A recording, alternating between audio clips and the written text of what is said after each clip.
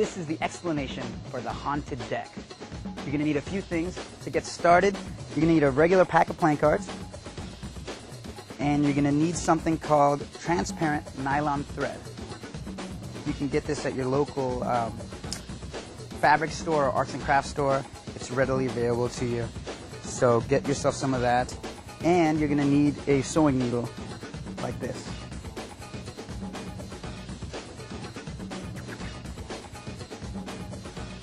To get started, take your cards and cut them in half. So you've got 52 cards here, or excuse me, 26 here and 26 here.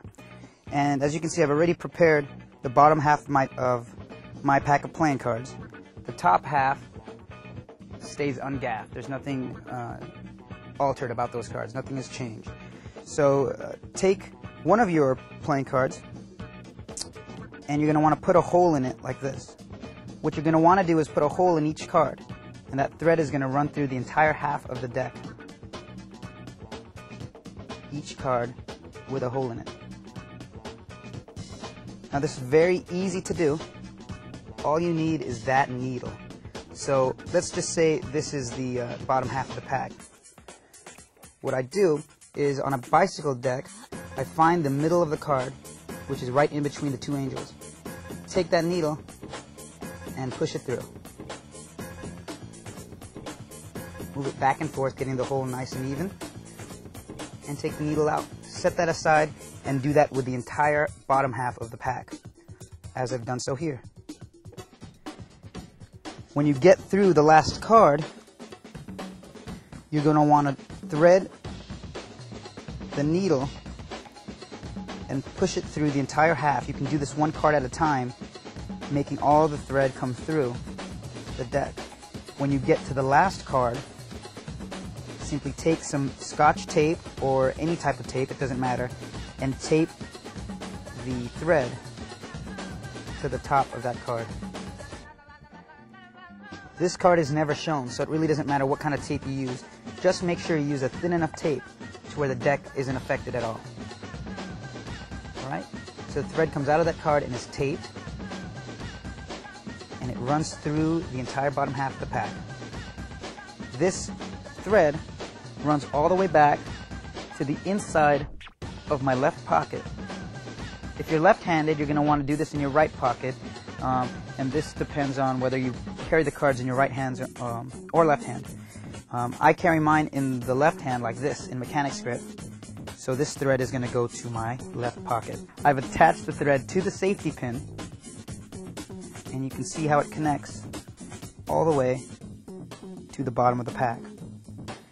You're going to want to push that pocket all the way in and get something heavy enough like a cell phone, drop that down in the pocket, a wallet will do, or anything heavy enough to keep that pocket from turning inside out. And you're ready to go. Well, not quite. You're going to want to get the stuff out of the way. Assemble the top half of the pack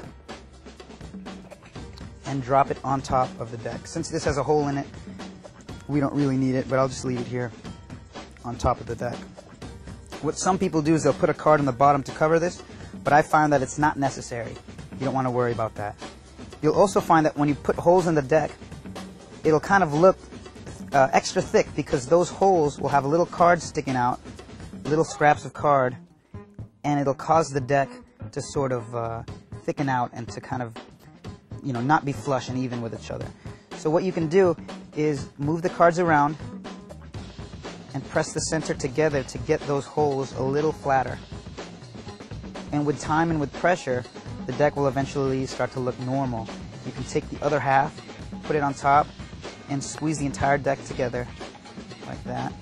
Maybe give it a few waterfall shuffles or dribble shuffles, just getting it to kind of get even. And if the whole deck looks sort of the same, you're home free. And it really doesn't matter because you're going to be holding the deck anyway. So that's that. That is your assembled pack of playing cards. The haunted deck is ready to be performed. That is your assembled pack of playing cards. The haunted deck is ready to be performed. I keep this in my pocket with the thread inside. And when I'm ready to perform, or it's time to perform, I simply reach in, pull out the cards, and if you keep the deck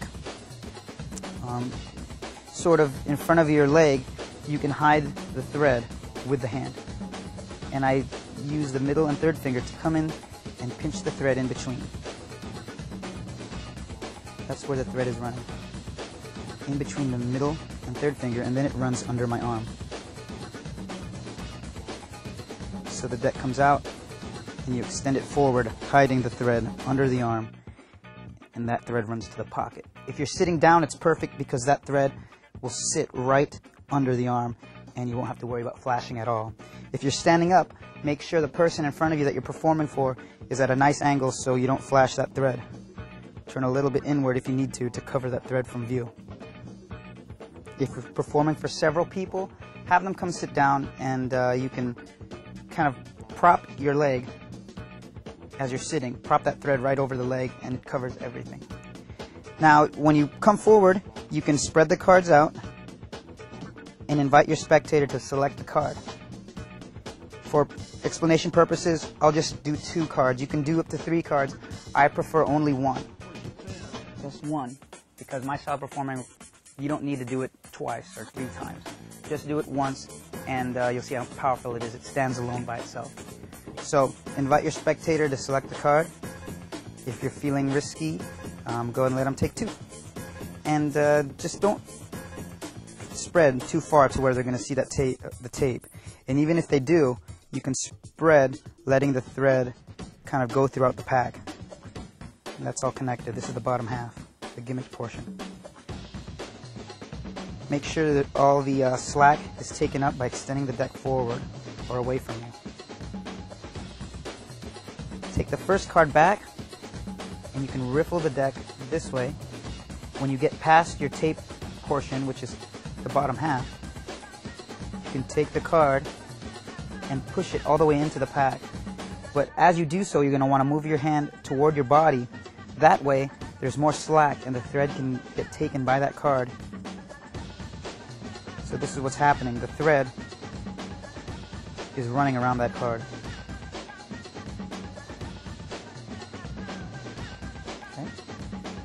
It's kind of squared up. You can kind of dribble the cards if you want. Now take your next card. Dribble down with the pinky, or riffle down with the pinky here, or just have them stick the card into the bottom half from the side. Once again, bringing the cards toward yourself. Now, if you're just doing 1 card, you can go in through the front or the side or this side. I prefer from the side, it looks cooler. But with 2 different cards, you can get 2 different effects. Because 1 card's in the front, 1 card's in the side. So basically, you have the string running up through the deck, or around a card, and then around a card, and then back up to the middle of the deck. To make the cards mysteriously come out of the pack, all you have to do is hold the deck in your hand here. This thread is running between the middle and third finger, under the arm. Extend the fingers this way, and move the hand toward your spectator. You can actually move toward the spectator, and you're doing a combination of 2 things. You're moving the hand forward, and you're also moving your hips back, just a little bit. That'll get 1 card to come out of the pack. Now the second card is ready to come out. So you simply lean back.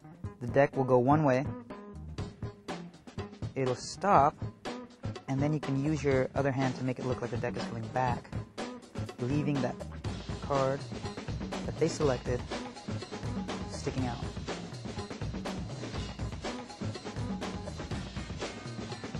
Perfect. Now you're automatically reset. You can take these 2 cards, put them on top of the pack. While they're looking at the card, if you want, you can ditch the deck. I normally leave it out. Don't make a thing about it. Just take the cards back. You can take half of the pack, shuffle it up some more. As you walk away, you're going to want to turn your body away from the audience, putting the card back in your pocket. If you're worried about flashing that thread, just drop the hand down.